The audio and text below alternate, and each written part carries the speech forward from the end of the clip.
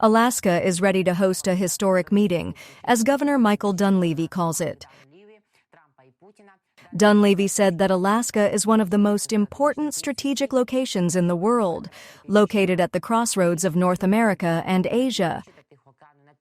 What happens in the Arctic and Pacific affects Alaska before it affects Ukraine.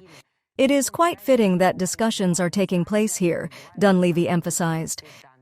Alaska has historically been a gateway for diplomacy, trade, and security.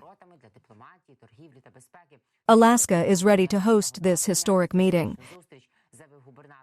So why was this region chosen for the Trump-Putin talks? The reasons have not been officially announced. RBC Ukraine reminds that this region has significance for Russia and the U.S. Alaska was part of the Russian Empire, and the main interest was the hunting of fur seals and otters. And of the otters, only Simonian is now in Russia. In 1867, Russia sold Alaska to the United States for $7.2 million in gold. The transfer took place on October 18th, with Russian flags removed and American flags raised over the colony's capital. Initially, the U.S. viewed the deal with distrust, calling Alaska Seward's Wilderness after Secretary of State William Seward, but later the discovery of gold and oil made Alaska a strategic territory. Or maybe Trump wants to exchange Alaska for Donetsk, for example. Maybe he wants to talk about an exchange from their territories? I would then see how he would articulate this. We will not give anything to Russia for nothing. We do not need dead agreements that do not lead to a peace. They will not be accepted by Ukrainians, by the President Zelensky. He is responding to a proposal for a territorial exchange. The territorial issue is in the Constitution. That's where the answer is, Zelensky said. No one will and will not retreat from this. Ukrainians will not give their land to the occupier. Very far away from this war that is going on our land, against our people, and which still cannot be ended without us, without Ukraine. Putin did not believe in our people, so he made this hopeless decision to try to take Ukraine.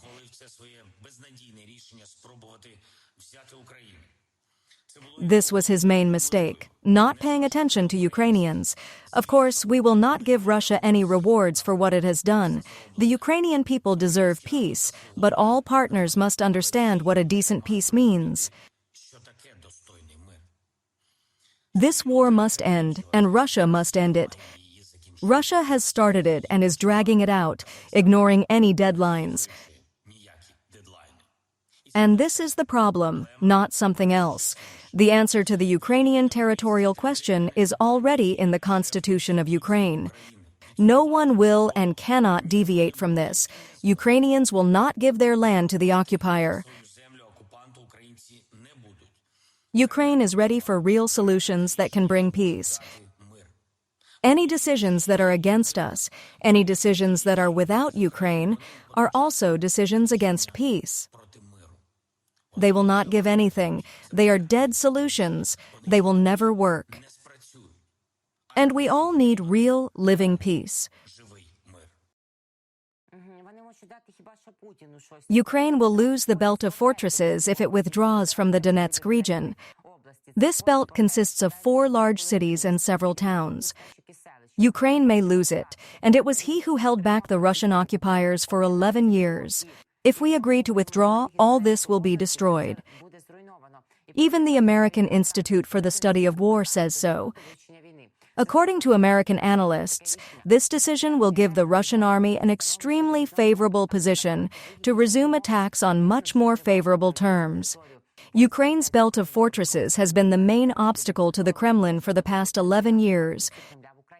It consists of 4 large cities and several small towns stretching from north to south along Kostiantynivka-Sloviansk highway, with a pre-war population of over 380,000 people. The line is 50 kilometers long, and Sloviansk and Kramatorsk form the northern half of the defense belt and important logistics centers for Ukrainian defenders. Druzhkivka, Olexievo, Druzhkivka, and Kostiantynivka form the southern part of the belt. Ukrainian forces began building defensive positions in and around these towns after recapturing them from pro-Russian forces in April 2014.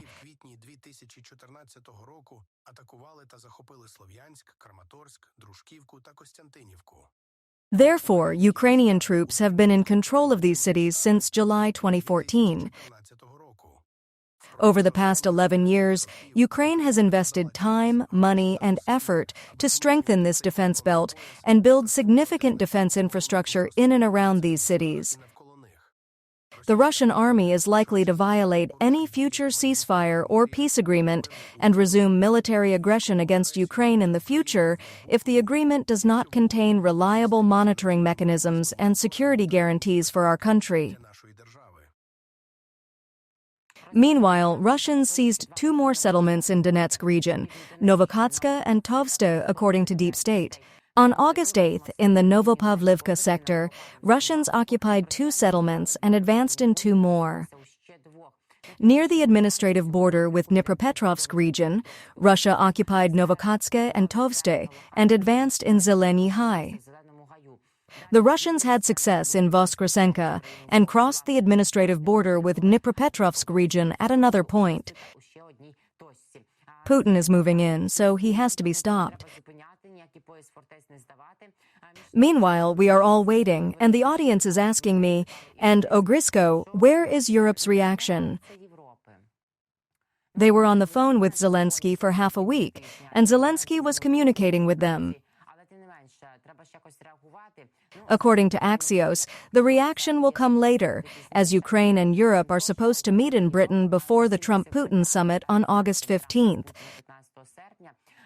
The list of participants is not known for certain. Senior officials from the US, Ukraine, and several European countries are planning to meet this weekend in the UK to try to reach a common position ahead of the planned meeting between Trump and Putin. Such a meeting was planned because Ukraine and several NATO allies fear that Trump may agree to Putin's proposals to end the war without taking their position into account.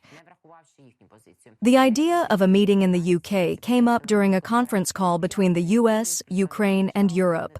The list of participants is still being discussed.